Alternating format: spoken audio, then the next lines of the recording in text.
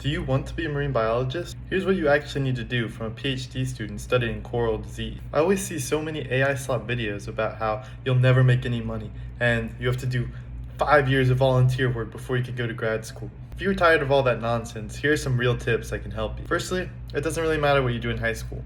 Get a good GPA and pick the college that you want, because that's when the real stuff starts. Don't be convinced that you need to do some summer camp that's worth thousands of dollars that won't really put you ahead. Secondly, pick a college based off the research opportunities available. That's the most important thing you'll be gaining from your undergrad. The way to do that is just go to your college's website, look at the faculty, scroll through all the science biology faculty, and look at what their research interests are and if they accept undergraduates. Once you're in college, join any lab that will take you.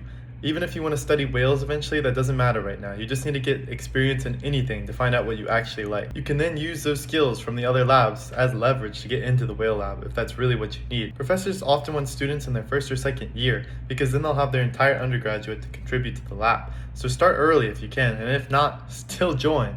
These can also be paid if your professor has funding, but a lot of time you have to volunteer, which is unfortunate. Your goal throughout your undergrad is to position yourself to get into a good graduate program. Some quick notes on that.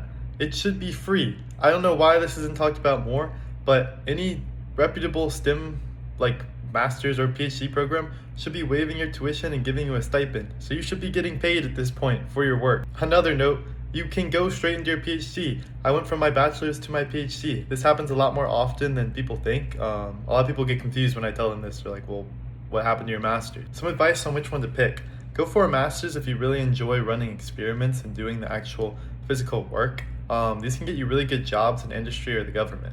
Or you can just go straight into your PhD if you know that you want to answer your own questions and are interested in a field in academia or some higher up industry. Stay tuned for videos about how to know if you actually want to do marine biology specifically and some advice on what to look for in graduate schools.